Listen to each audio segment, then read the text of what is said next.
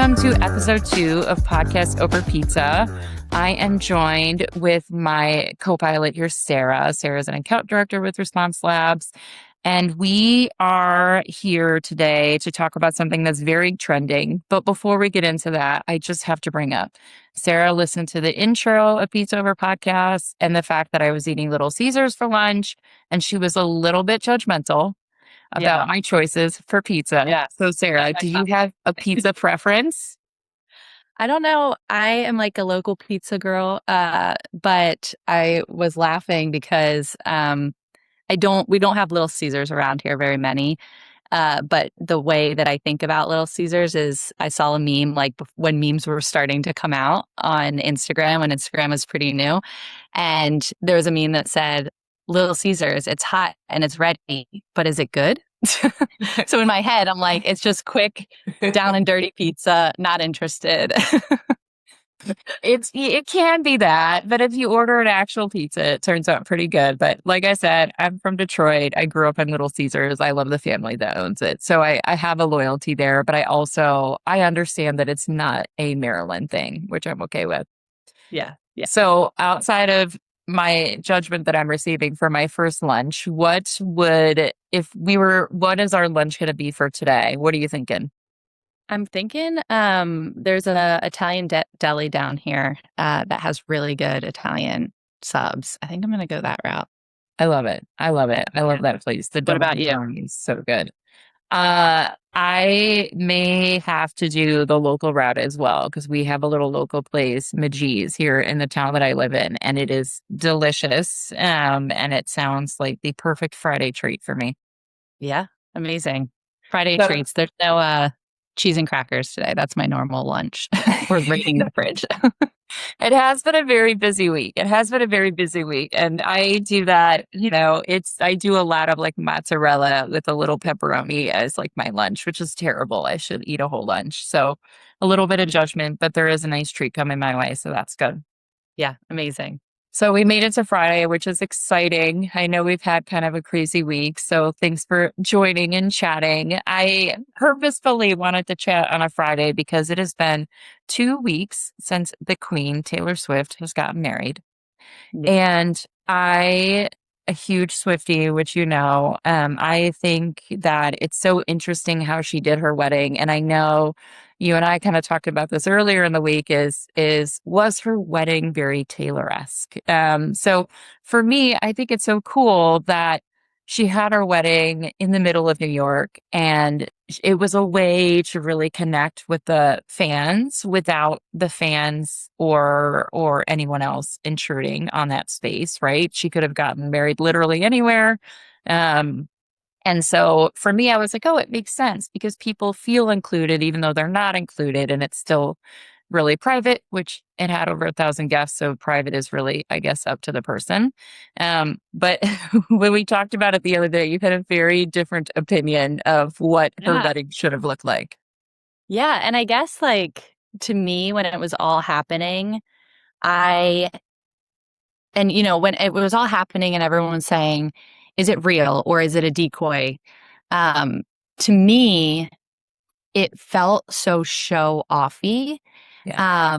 And I think as a fan, I didn't like it because it didn't feel like her. Like, I feel like when she records new albums, she goes off to the middle of nowhere, and then there's like this big surprise for everybody. But you didn't know about it before. And so I think I expected that with her wedding, that she would go do something really beautiful and private and then let us in on like a few pictures. But I heard that she was selling merch outside of it, which to me was kind of like tacky. And this, like, it's not, I don't know. It didn't feel like the romantic Taylor that I think I know. Yeah. Fair point. I thought the same thing originally. Like, this is clearly a decoy. So people get attached for what's happening in New York and they're not paying attention to wherever she actually is. And maybe, they got married previously. We don't know that. That was my thought too, is like they got married somewhere else and 2 days before, and then they came and had this beautiful reception. So very reasonable with that. I think it's interesting though. I didn't hear about the merch sales. I did hear about the trash guys selling like little bags of trash from the wedding for like $25,000, which is crazy to me. And you know what? People are into that, right? Like they Yeah. just want to be part of it any way they can. The whole decoy thing also doesn't feel like a Taylor Swift move either. I mean, obviously that didn't end up being real, but she loves her fans so much Yeah. that tricking them and deceiving them in that way, I don't think is on brand for her. Yeah. Right? Yeah, that's a good point. She is Yeah. so authentic to the fans. And I feel like I saw that speaking of memes, it's not really a meme, but it was like this thing on Instagram I saw a couple of years ago. And it was like, what happens when I listen to Taylor Swift? And it's literally a woman sitting in the corner and Taylor's right in front of her, like singing right to her. And I'm like, I feel like every single person understands what this feels like because she does connect with the fans so much.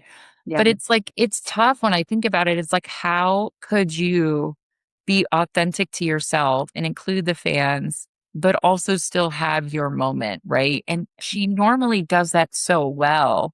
And to me, I was like, this is a way to do that. This is a way to say, like, you guys are here, but it's still my moment. Yeah. But I don't know how else she could have done it. Like when I really think about it. Yeah. Yeah, it's true. She's gotten so big. Um, but I think to your point about just, her brand and how she positions herself with her fans, like there's a reason she's as big as she is. She worked for it. She knows her people. She knows what they want. She's doing it for them, but she's doing it for her and she's building a business around herself. And I think if you apply that to any brand, if you're if you understand who you're talking to, who you're making music for, who you're selling to, what they want out of you, that's how then you become a billionaire. Yeah. Yeah. It's like marketing 101 when you think about it. It's like you have to know your audience and you have to resonate with your audience, Mhm. typically on an emotional level. If you're going to urge them to do something, you have to connect with them emotionally. And there's nobody better than her at doing that and really just speaking to people's hearts. And I've been to many of her concerts. I was one of those people that sat in the queue for 9 hours to get 4 tickets for the Eras tour. And I did get the last four and I was in nosebleeds and I didn't care. Yeah. But the people are motivated to do that because they want to share in the experience. And I think her individually being able to do that and consistently do that over and over, and that's what makes her so authentic and so captivating for people, is like she's not doing the same things and she's not trying to reinvent something that isn't her. She always stays like very authentic to herself. So it's just interesting that this is the way she saw authenticity with her fans, not in a Yeah. bad way, but how to include them but also still have that private time. Yeah. And if you watch like the Eras Tour documentary, she talks about things like this is girlhood. This is like there's so many moments of my life and people saw me through those and they relate to different stages or they relate to all of them.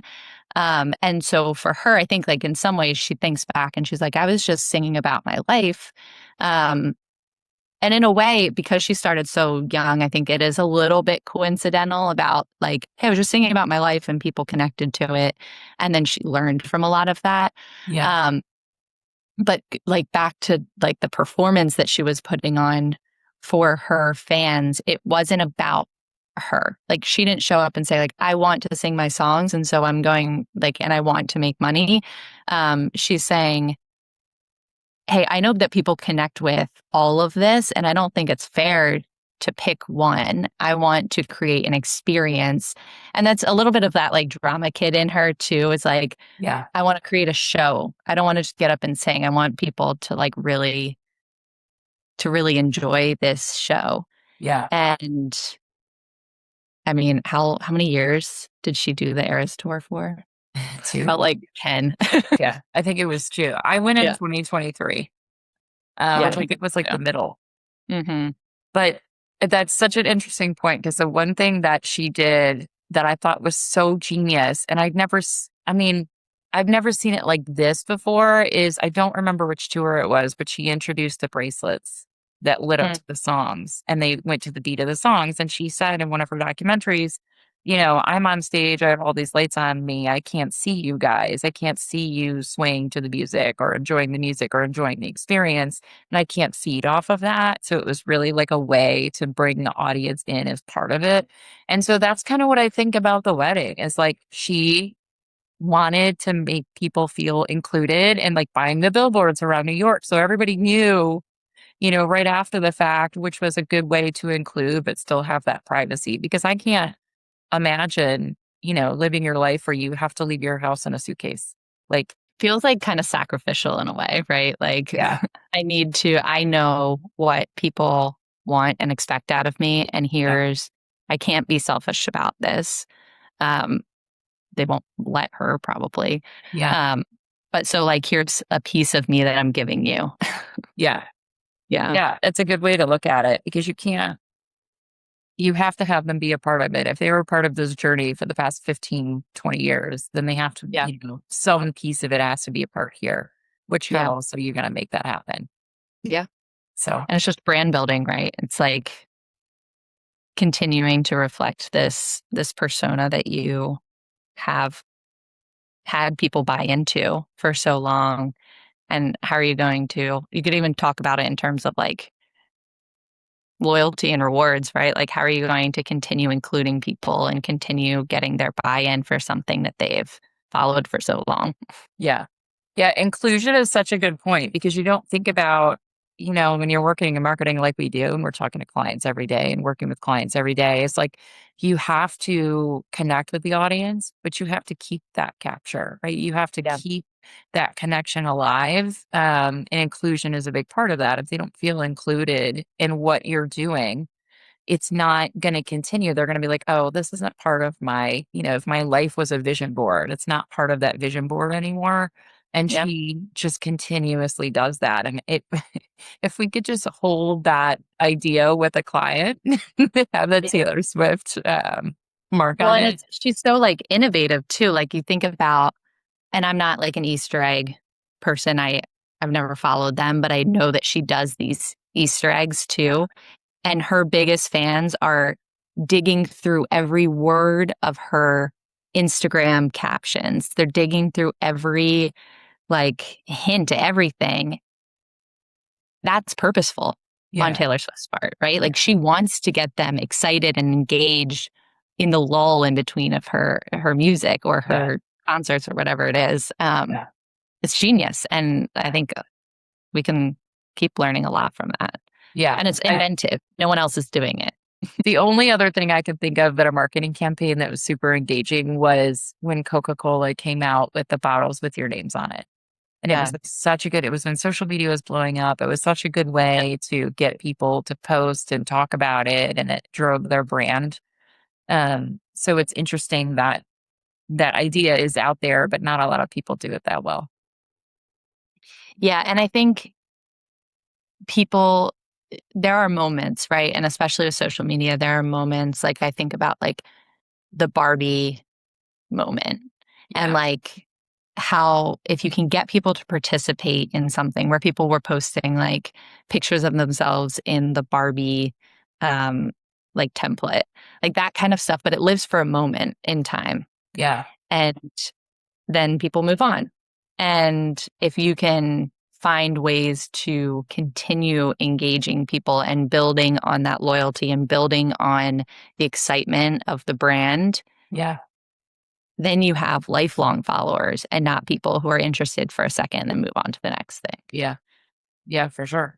And that's what I love about her. And I feel like this wedding was like the perfect, not that it's an end cap, but it was like the perfect chapter transition of her and what she's doing in her life. And I really hope, you know, in her song Wish List, where she says, I just want you, I want the rest of the world to let us alone and have some kids and basketball. Like, I really hope that that's the next chapter. I'm so excited for it. Yeah. Fans will still be at her beck and call. I'm certain of it. But it's just it's such a fun topic to talk about and just get people's perspective on it. But no matter what people think or say, like she's a marketing genius and she Yeah, obviously she is. there's no one like her. There, you know, I can't think of anybody that has done what she's done.